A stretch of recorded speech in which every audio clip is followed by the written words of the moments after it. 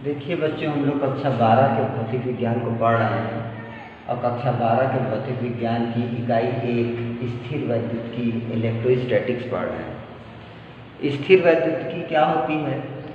भौतिक विज्ञान की वह शाखा। स्थिर वैद्युतिकी में क्या होता है?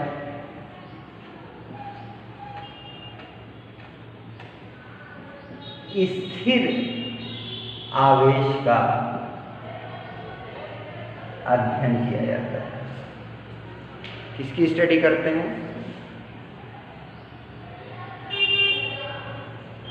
Study of charge at rest. स्थिर वैद्युतिकी भौतिक विज्ञान की वह शाखा है जिसके अंदर आवेशों का अध्ययन करते हैं और वो आवेश किस अवस्था में होते हैं? वो आवेश विरामावस्था में होते हैं।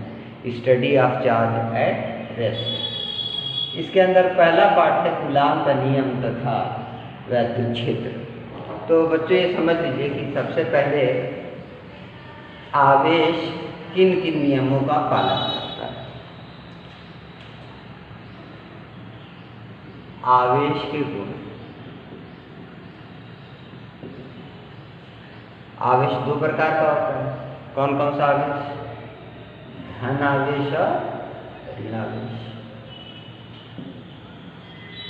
कि आवेश संरक्षित होता है।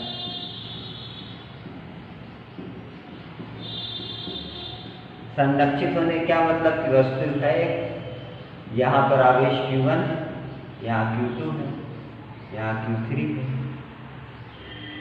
ठीक है। कुल आवेश कितना हुआ?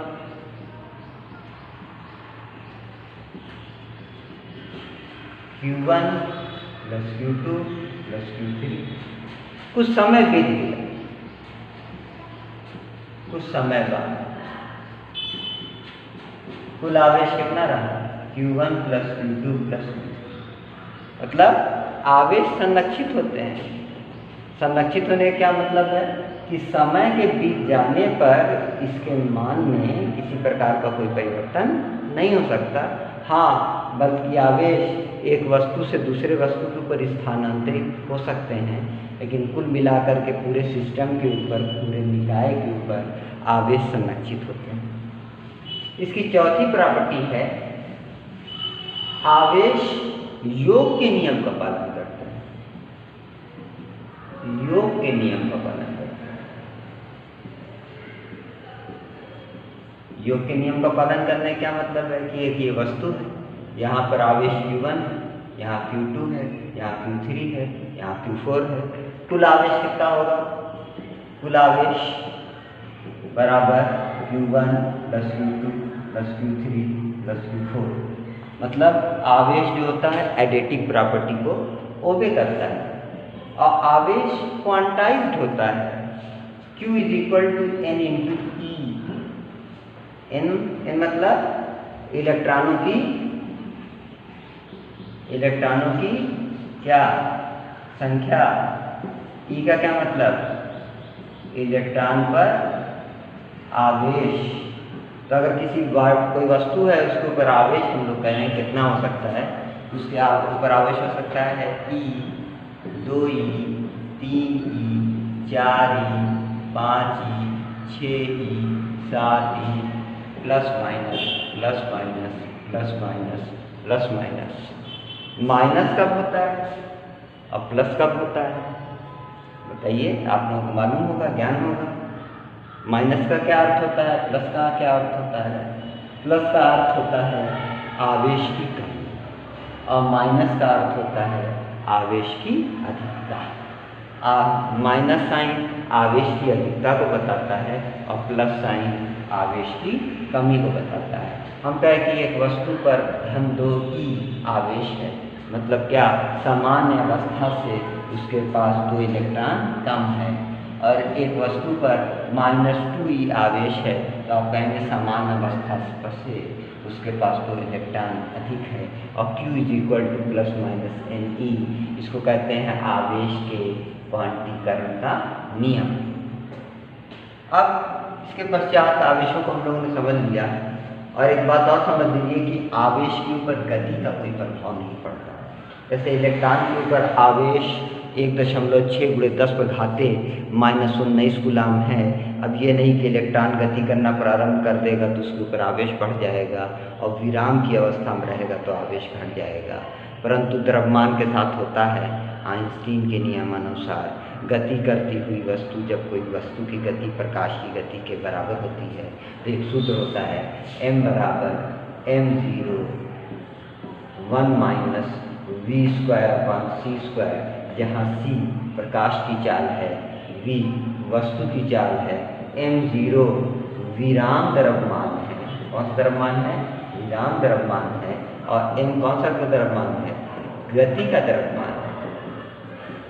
तो द्रव्यमान परिवर्तित हो सकता है अगर कोई वस्तु गति करना प्रारंभ करे, परंतु आवेश आपका परिवर्तित नहीं होता। अगर इलेक्ट्रॉन विराम अवस्था में है, उसके ऊपर आवेश 1.6 × 10⁻⁻⁰ कूलाम है, तो गति की अवस्था में ध्यान कर उसके ऊपर उतना ही आवेश होगा। अब हम तो पढ़ने जा रहे हैं कूलाम का नियम।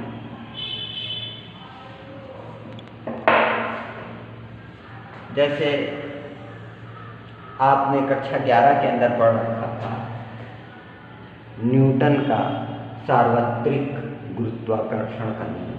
जैसे दो द्रव्यमान हुआ करते थे, एक द्रव्यमान m1, एक द्रव्यमान m2। इनके बीच की दूरी r रहती थी। ये दोनों द्रव्यमान हमेशा एक दूसरे को आकर्षित करते थे। तो इन दोनों द्रव्यमानों के बीच कार्य करने वाला आकर्षण का बल दोनों द्रव्यमानों के गुणनफल के अनुक्रमानुपाती और उनके बीच की दूरी के वर्ग के व्युत्क्रमानुपाती होता था। जब इस अनुक्रमानुपाती के निशान को हटाते थे तो एक नियतांक आता था G, इसको कहते थे सार्वत्रिक गुरुत्वाकर्षण नियतांक। G का मान फिक्स होता था 6.67 × 10⁻⁻11 न्यूटन मीटर स्क्वायर प्रति तीसरा स्क्वायर। अब देखिए कूलाम का नियम क्या कहता है। कूलाम का नियम क्या कहता है?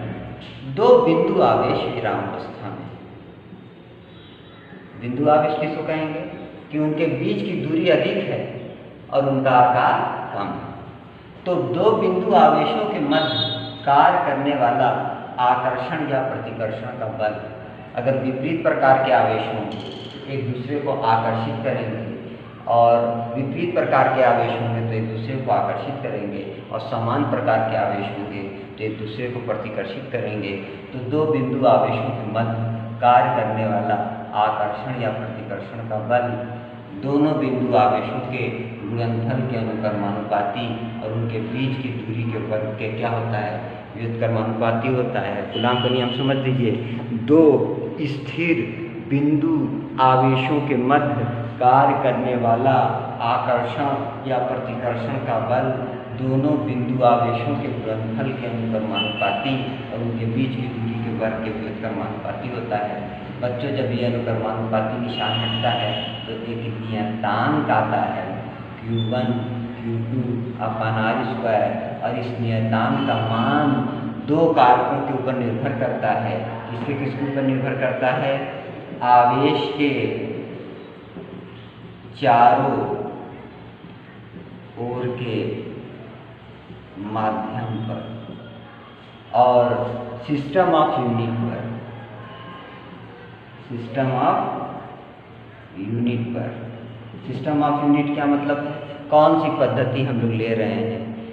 MKS पद्धति ले रहे हैं कि CGS पद्धति ले रहे हैं?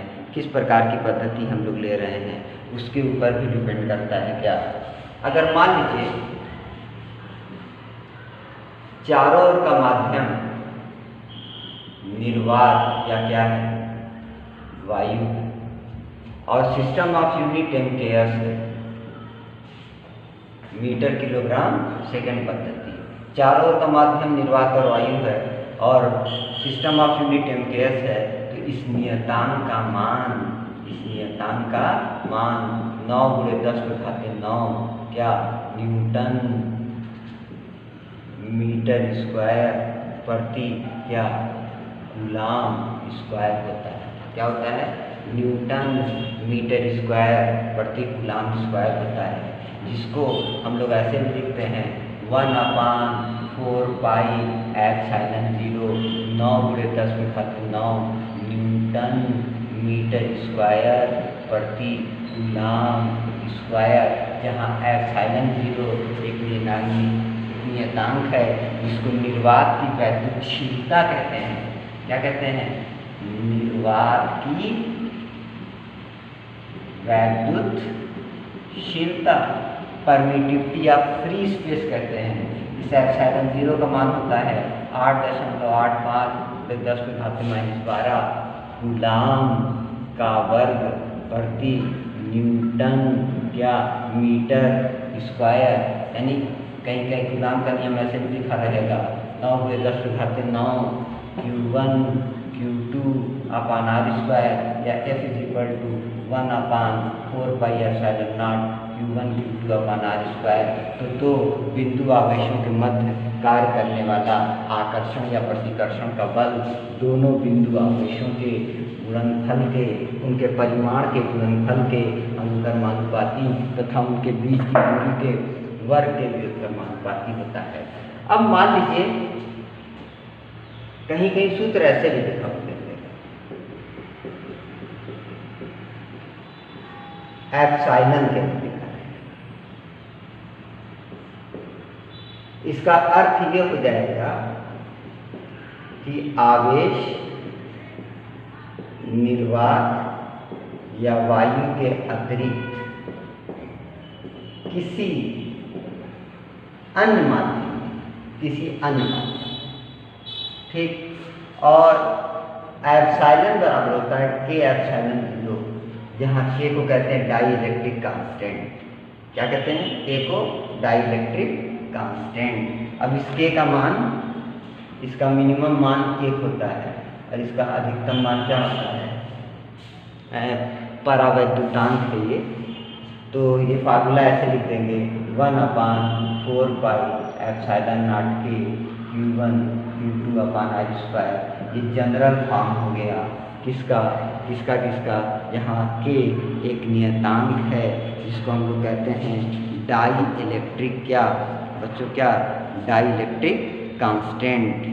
यस, हिंदी में कहते हैं उसको पदार्थ का परावैद्युतांक, अंग्रेजी में कहते हैं डाइइलेक्ट्रिक कांस्टेंट।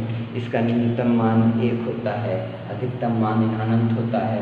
तो दो बिंदु आवेशों के मध्य कार्य करने वाला आकर्षण या प्रतिकर्षण का बल दोनों बिंदु आवेशों के गुणनफल के अनुक्रमानुपाती तथा उनके बीच की दूरी के वर्ग